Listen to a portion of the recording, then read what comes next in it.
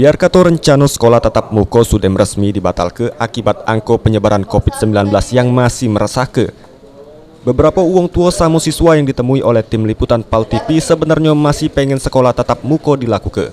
Rita salah siko uang tua siswa ngato ke dirinya dewek berharap supaya sekolah tatap muka pacak cepat dimulai.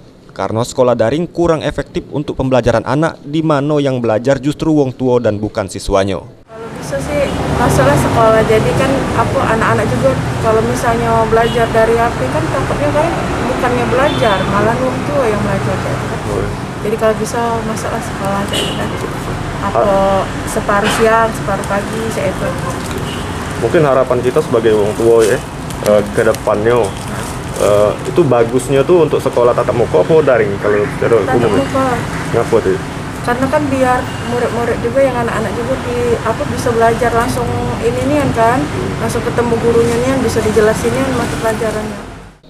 Santi uang tua siswa lainnya ngato ke sebagai uang tua lebih milih sekolah tatap muka karena siswa pacak belajar dengan maksimal. Tapi dengan pembatalan sekolah tatap muka dirinya ngedukung. Apalagi ini hari kasus corona lagi tinggi. Keinginan dari orang tua sebenarnya sih mereka bisa belajarnya secara tatap muka. Karena kalau menurut kita orang tua kan belajar tatap muka itu mereka lebih ada hubungan langsung dengan guru kan. Jadi pembelajaran juga bisa mereka dapat secara maksimal. Oke Bu, ini kan ada pembatalan Bu ya untuk SD sama SMP, Ibu udah tahu Bu? Udah. Itu mungkin seperti apa Bu tanggapan kita Bu? Ya kalau memang dari pemerintah harus ada pembatalan karena kan melihat keadaan sekarang kan kasusnya memang lagi agak tinggi kan.